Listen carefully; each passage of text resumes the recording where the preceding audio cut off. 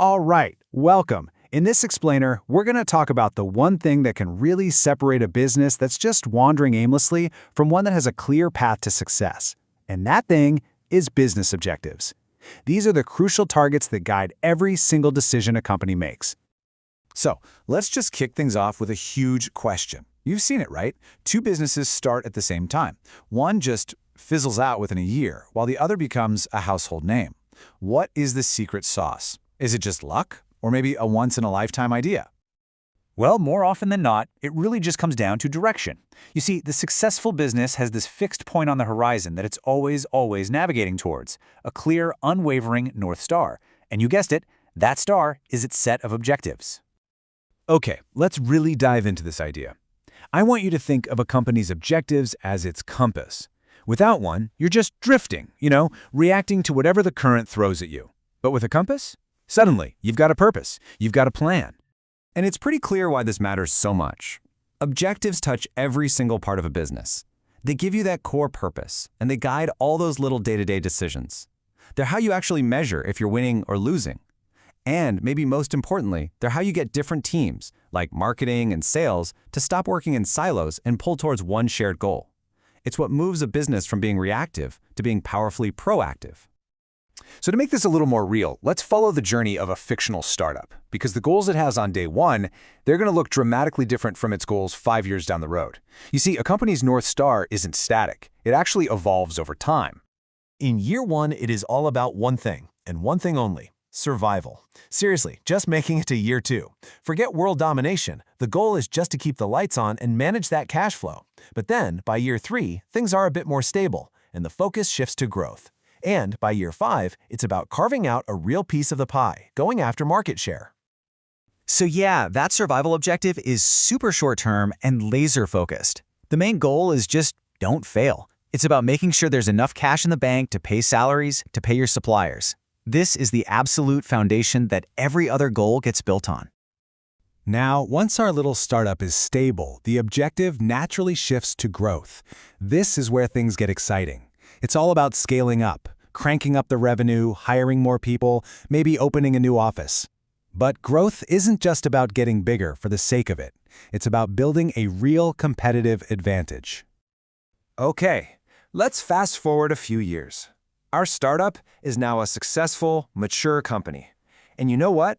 The challenges have changed completely. It's not just about survival or growth anymore. It's about navigating a much more complex world where the mission has to be broader than just the bottom line.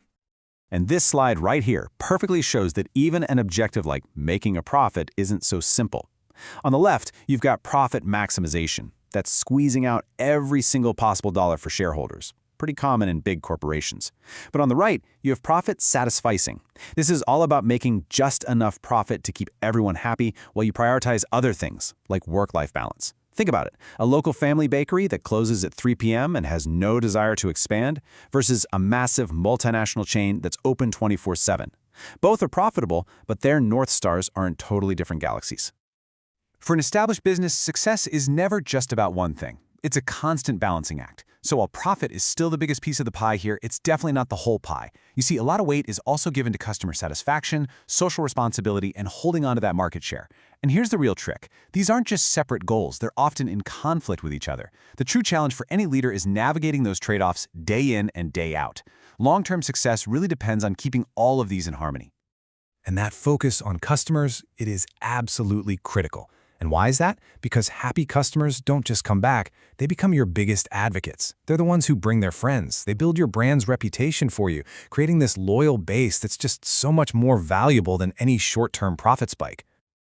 So, we've covered the what and the why of business objectives. Now let's get practical. Let's talk about the how. How do you turn some vague ambition into a concrete target that actually gets you results? Well, you make it smart. The SMART framework is a simple, but believe me, an incredibly powerful tool. A goal needs to be specific. What exactly are we trying to do? Measurable. How will we know when we've hit it? Achievable and realistic. I mean, can we actually do this with the resources we have? And finally, time-bound. What's the deadline? This structure just gets rid of all the ambiguity and creates real accountability. Let's look at a real-world example here. A vague goal like increase sales is really just a wish, right? But if we apply the SMART framework, we get something powerful. Increase online sales by 15% in the next fiscal quarter. As you can see in the table, this new goal checks all the boxes. It's specific, it's measurable, it's achievable, it's realistic, and it's time-bound. Now, everyone on the team knows exactly what success looks like. Okay, so you've got this great, smart corporate objective. Fantastic. But how do you make sure your 500 employees are all working towards it, instead of going in 500 different directions? The answer is all about alignment. And here's how that works. The big corporate objective, let's say increase market share by 5%, it cascades down through the organization.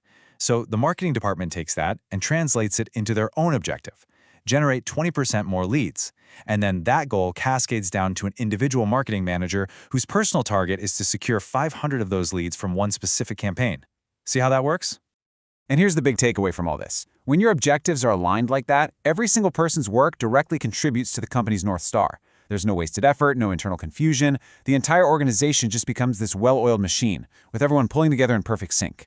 So, at the end of the day, whether you're running a global corporation or, hey, just managing your own career, having clear objectives is what gives you direction. It's what transforms ambition into actual achievement. Every single venture needs a destination. So let me ask you, what's your North Star?